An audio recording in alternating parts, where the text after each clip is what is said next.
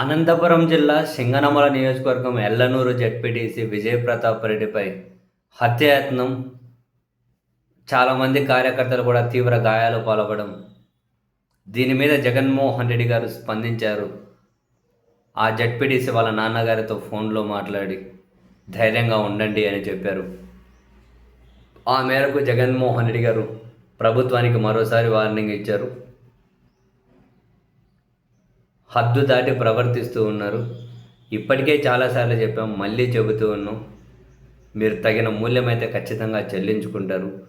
చట్ట ప్రకారం ఏ ఒక్కరిని కూడా వదిలిపెట్టం. ప్రతిదీ కూడా గుర్తుపెట్టుకుంటూ ఉన్నాం.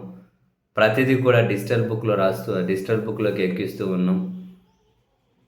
రోజు రోజుకు మీ ప్రవర్తన, మీ ఆగడాలు శృతిమించిపోతూ ఉన్నాయి. అన్నీ గమనిస్తున్నామని. అండ్ వైసీపీ కార్యకర్తలారా, మీరు ధైర్యంగా ఉండండి, మీకు పార్టీ ఎప్పుడూ అండగా ఉంటుంది అని జగన్మోహన్ రెడ్డి గారి నుంచి ఒక ప్రకటన అయితే వచ్చింది.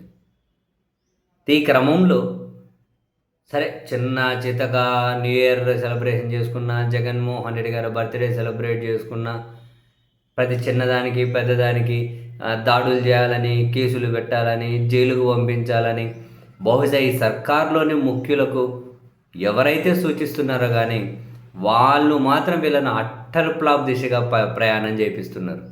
ప్రజాస్వామ్యంలో ఉన్నాం. ప్రతిసారి శృతి మించి ప్రవర్తించడం అన్నది వాళ్ళ కిందకే నీళ్లు తెస్తుంది. తాత్కాలికంగా వ్యవస్థలన్నీ మన చేతిలోనే ఉన్నాయి కాబట్టి మనకి అది గొప్పగా అనిపిస్తుందేమో. వ్యవస్థలన్నీ మన చేతిలో ఉన్నాయి కాబట్టి అవి గొప్పగా అనిపిస్తుందేమో, కానీ లాంగ్ టర్మ్లో అసలు ఫలితాన్ని ఇవ్వదు. చాలా ఇబ్బందుల్లో పడుతుంది. ఇప్పుడు జగన్మోహన్ రెడ్డి గారు వాళ్ళ పార్టీలో అధికార పార్టీనే దగ్గరుండి మరియు వాళ్ళ శ్రేణులు కనుక కసి పెంచుతూ ఉన్నారు. కసి పెంచి నిత్యం వాళ్ళు యాక్టివ్గానే ఉండేలా చేస్తూ ఉన్నారు. వీళ్ళు నిర్బంధించి జైలుకు పంపితే జైలుకు పోయించిన వాళ్ళు ఏం చేస్తారు అంటే సైలెంట్గా అయితే ఉండరు కదా, మరింత యాక్టివ్గా పనిచేస్తారు. వీళ్ళు దాడులు చేస్తూ ఉంటే, తలకాయలు బాలు కొడుతుంటే, రక్తాలు గారేలా కొడుతూ ఉంటే అటు సైడ్ వాళ్ళు ఏం చేస్తారు, ఏం కొట్టండి, చంపితే చంపండి, ఏం చేస్తారో చూద్దామని చెప్పి అంతవరకు తెగింపు వస్తే మరింత యాక్టివ్గా పనిచేస్తారు. అటువంటిప్పుడు ఈ దెబ్బతిన్న వాళ్ళ చేతులకు మళ్ళీ అధికారం వస్తే దీనికి మించి అయితే డబల్ ఉంటుందని చెప్పి పదే పదే వైసీపీ వాళ్ళు చెబుతూ ఉన్నారు.